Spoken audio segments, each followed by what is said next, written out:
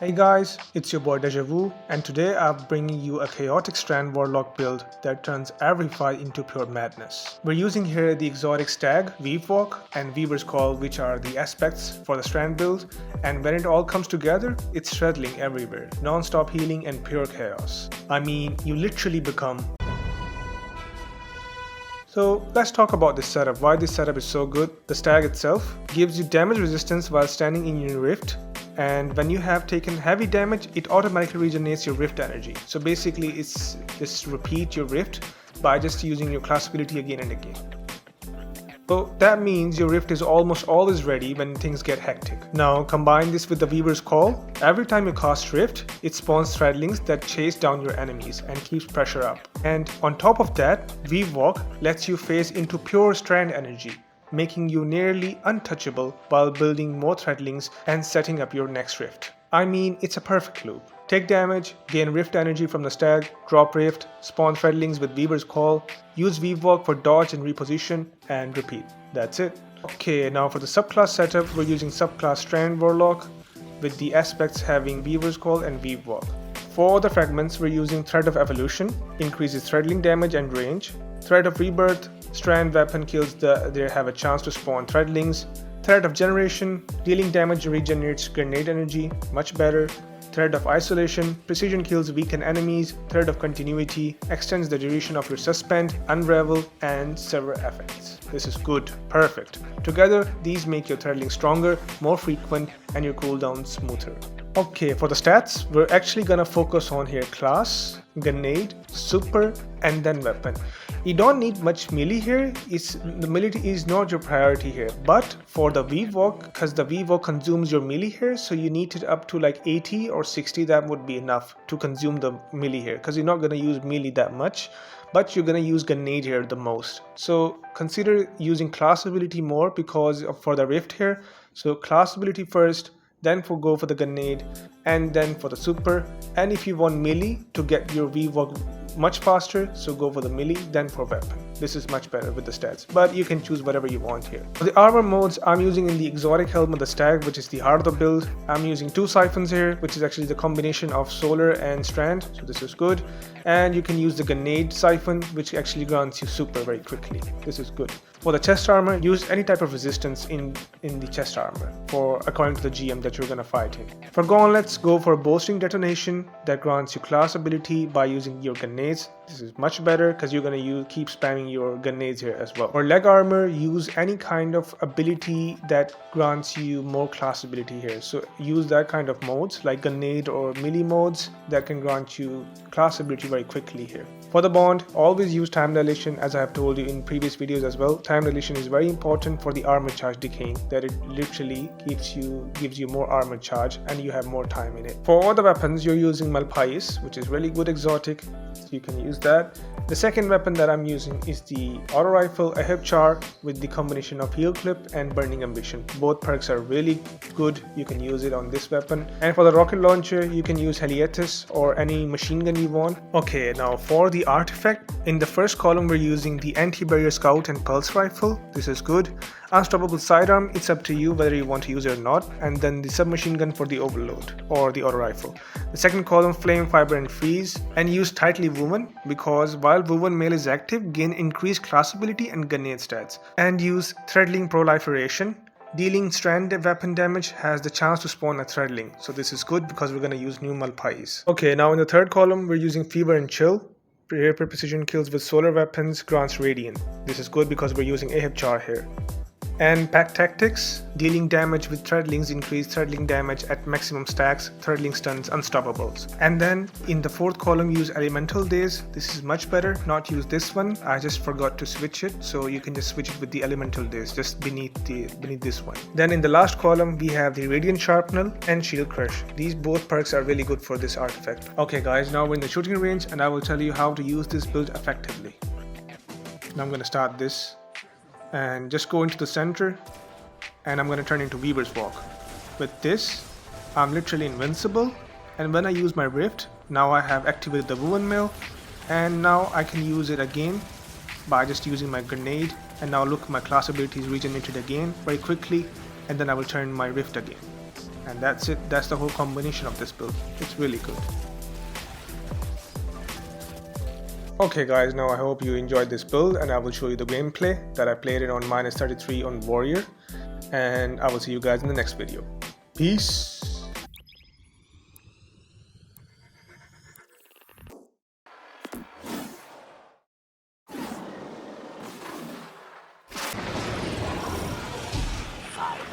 Found fame at Twilight Gap.